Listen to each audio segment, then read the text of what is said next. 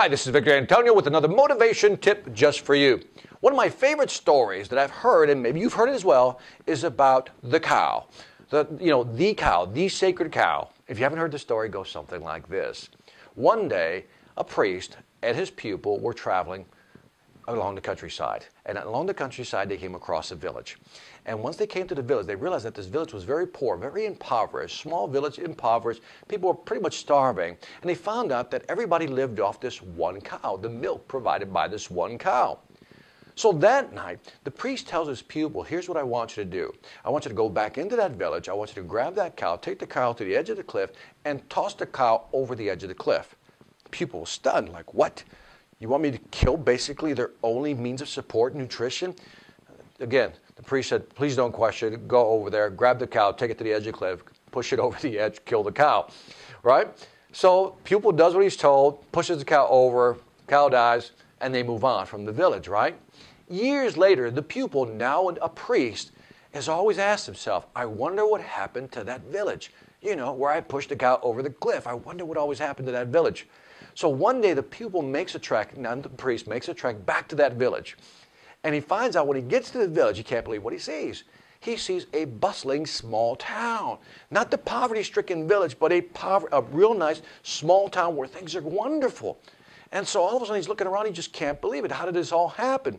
So he finds one of the elders of the village, and he asks the elder, without revealing who he was and what he had done in the past, the priest, who used to be the pupil, asked the elder, said, you know, when I came through here many years ago, this was a very poor little town. Now I look at it, it's booming. What happened?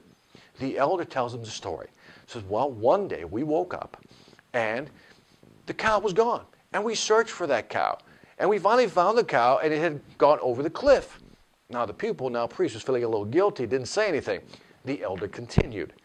And so at that point, we were shocked. We didn't know what to do, so we made a decision. What we would do is we would take the cow meat, right, take what we could eat for ourselves for the next week or two, you know, really stretching it, and then we'll take the rest of the meat and sell it in the market. So we sold some of the meat into the market, and we bought some chickens.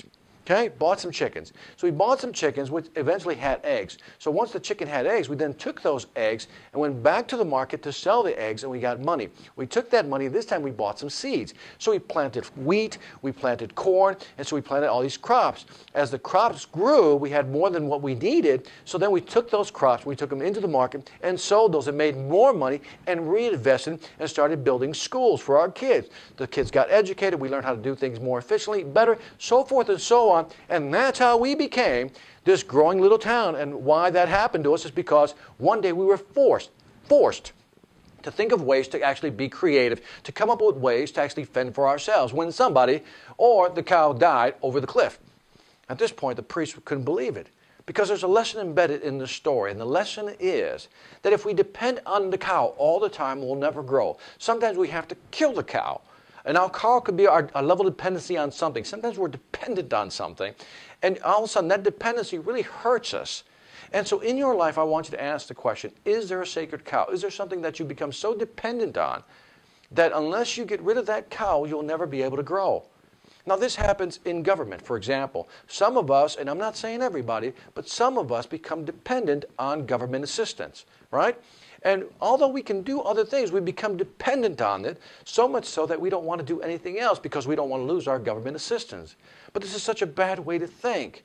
It can happen in business. Sometimes you rely on a job so much that becomes your sacred cow. You don't want to leave that job because you're afraid of what's out there. And then that becomes your detriment, or to your detriment, and you'll never grow. Do you start to get the idea? What is the sacred cow in your life that you need to kill in order for you to grow? This is Victor Antonio with another motivational tip reminding you, you can do it, make it happen, and success happens for a reason. Take care.